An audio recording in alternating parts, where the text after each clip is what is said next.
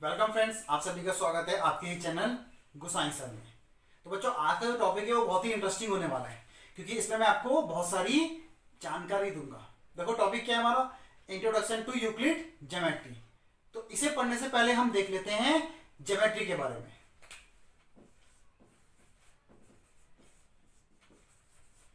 तो बच्चों, ज्योमेट्री आपकी दो वर्ड से मिलकर बनी है, एक जियो और एक मैट्री। जियो मतलब होता है आपका अर्थ, और मैट्री मतलब होता है आपका मेजर। तो बच्चों, ज्योमेट्री का जन्म ही आपका अर्थ या फिर जमीन को मेजर करने के लिए हुआ है। ठीक है, देखो कैसे।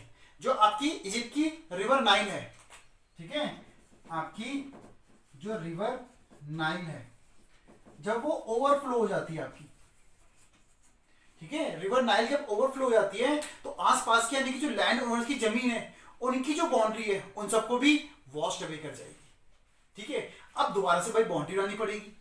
तो इजिप्ट के लोगों को बहुत ही अच्छी जानकारी थी आपकी ज्योमेट्री के बारे में, सारी बेसिक टर्म क्लियर थी उनको, तो वो दोबारा से क्या बाउंड्री बना देते थे। बच्चों, ज्योमेट्री की जानकारी हमें हर सिविलाइजेशन से मिलती है। अगर यानी कि इजिप्ट के लोगों को ज्योमेट्री की जानकारी नहीं होती तो बड़े बड़े पिरामिड्स नहीं होते, great wall of China China में नहीं बनी होती, मोहनजोदारो, आप लोगों ने मूवी भी देखी होगी, तो मोहनजोदारो आपकी हाईली डेवलप्ड सिटी थी उस टाइम की। वहां की जो रोड्स हुआ करती थी एग्जैक्ट पैरेलल थी। मोहनजोदारो में ही हमें अंडरग्राउंड ड्रेनेज सिस्टम भी मिलता है। ठीक है, तो ये यानी कि ज्योमेट्री की नॉलेज बहुत अच्छी हुआ करती थी उस टाइम पे। लेकिन ये knowledge generation to generation transfer होती थी बाय वर्बली या फिर ओरली। ठीक है, या फिर ओरली आपकी ट्रांसफर हुआ करती थी, क्योंकि उस टाइम पे कोई बुक नहीं हुआ करती थी। उस टाइम के जो मैथमेटिशियन थे आपके, जैसे आपके थेल्स हो गए, आपके पाइथागोरस हो गए, और इनके जो ग्रुप थे, इन्होंने बहुत सारी थ्योरीज डेवलप कर ली थी ज्योमेट्री पे। बट उस टाइम पे कोई बुक नहीं हुआ करती थी, तो सारी इंफॉर्मेशन वर्बली ट्रांसफर हुआ करती थी, यानी कि जिनको ये बताएंगे उन्हीं को पता चलेगा कि ज्योमेट्री कैसे यूज की जाती है। कोई खुद से पढ़ नहीं सकता था, खुद से उसकी जानकारी नहीं ले सकता था। ठीक है, तो ये सब चलता था कब तक? 300 बीसी तक। तो 300 बीसी तक ऐसा ही चलता रहा। फिर आए हमारे कौन? यूक्लिड।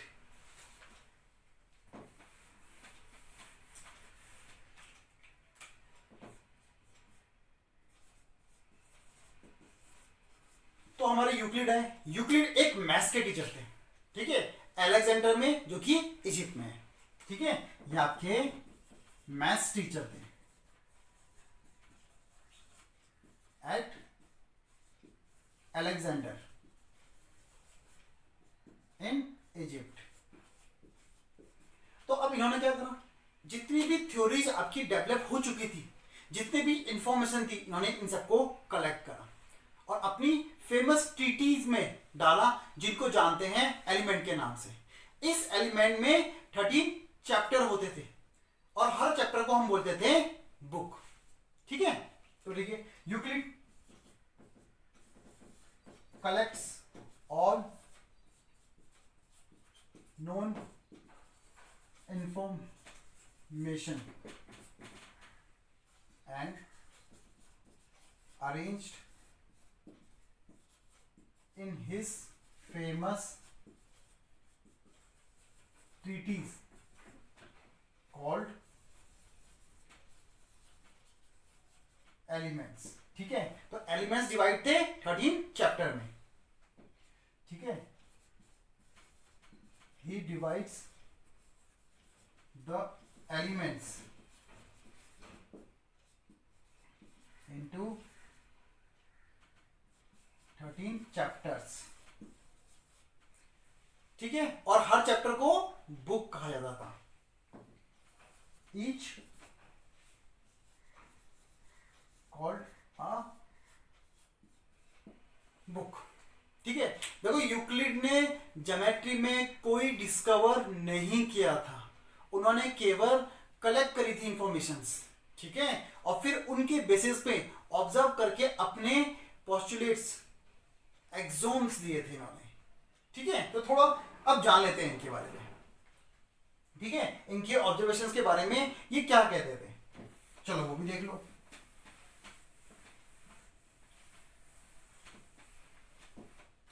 ठीक है, तो इन्होंने सॉलिड के बारे में बताया कुछ। तो इन्होंने सॉलिड को क्या बोला, सॉलिड क्या है आपका, ये आपकी इसकी यानी कि शेप होती है, साइज होता है और पोजीशन होती है, और it can be move from one point to another या one place to another place. ठीक है, तो solid has shape, size and position which can move from one place to another।